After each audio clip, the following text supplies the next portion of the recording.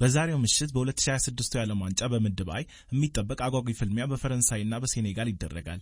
በኬሊያን ምባፔ መሪነት ፈረንሳይ ውድድሩን በድል ለመጀመር ስትፈልግ የአፍሪካዋ ተወካይ ሴኔጋል ደግሞ ታሪክን ለመጻፍ ወደ ሜዳ ትገባለች። ይህ ጨዋታ ለብዙዎች የ2002ቱን የጃፓንና የደቡብ ኮሪያን በጥምር ያዘጋጁትን የዓለም ዋንጫ የሚያስታውስ ሲሆን በዚያን ጊዜ ሴኔጋል የዓለም ሻምፒዮኗን ፈረንሳይን 1-0 በመርታት የእግር ኳስ ዓለምን ማስደነቁ አይዘነጋም። ከ4 ዓመታት በኋላ ታሪክ ይደገማል ወይስ ፈረንሳይ በላይነቷን ታረጋግጣለች?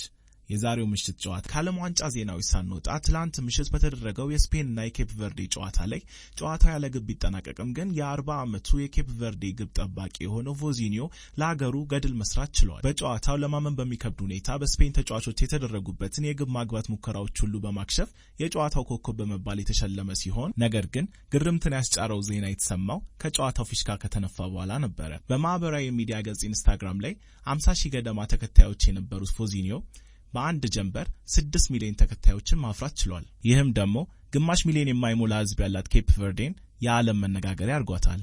ወደ ዝውውር ዜናዎች ስናልፍ ጣሊያናዊው የኒውካስትል የመሃል ሜዳ ተጫዋች ሳንድሮ ቶናሊ በትልልቅ ክለቦች ራዳር ውስጥ መግባቱ ተሰምቷል። ባሳለፍነው የውድድር ዓመት በግሉ ለኒውካስትል አስደናቂ ጊዜን ያሳለፈው ቶናሊ በእንግሊዝ ታላላቅ ክለቦች የእናስፈርም ጥያቄዎች እየጎረፉለት ይገኛል። በዚህ የክረምቱ የዝውውር መስኮት ላይ ማንቸስተር ዩናይትድ፣ ሲቲና አርሰናል የተጫዋቹ ጥብቅ ፈላጊ ሆነው መገኘታቸው አይዘነጋም። ነገር ግን የፋብሪዚዮ ሮማኞ ዘገባዎች እንደሚያመለክቱት የኖርዝ ለንደኑ ቶተንሃም የተጫዋቹ ጥብቅ ፈላጊ በመሆን የኒውካስትልን በሮች በማንኳኳት ላይ ይገኛል።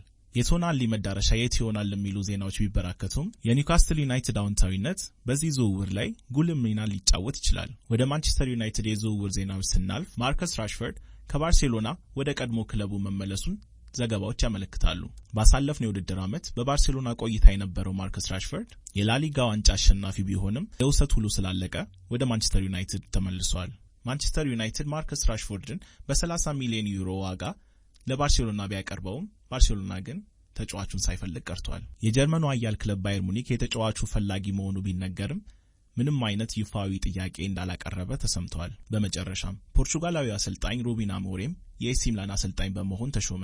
ውሉም ከጣሊያኑ ክለብ ጋር ለ2 ዓመት የሚያቆየው ሲሆን ለተጨማሪ 1 ዓመት ፊርማውን ማራዘም ይችላል። ከማንቸስተር ዩናይትድ ጋር ባሳለፍነው የጥር ወር መለያየቱ የማይዘነጋው አሞሪም በጣሊያን ሴሪያው ኤሲ ሚላንን ወደ ቀድሞ ከፍታው ለመመለስ እንደሚሰራ ተገምቷል።